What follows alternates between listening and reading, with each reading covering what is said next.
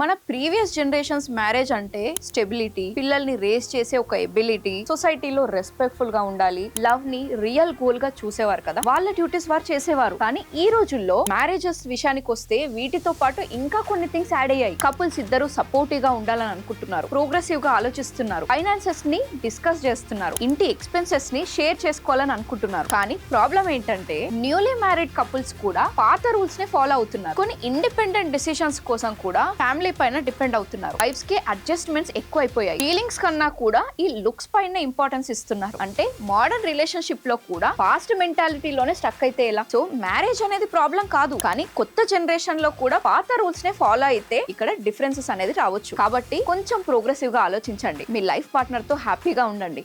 మీ life partner supportive గా లేకపోతే నాతో 1-to-1 పర్సనల్ కౌన్సిలింగ్ బుక్ చేసుకొని మీ ప్రాబ్లమ్ ని సాల్వ్ చేసుకోండి. దానికోసమే కామెంట్ లో PC అని టైప్ చేయండి.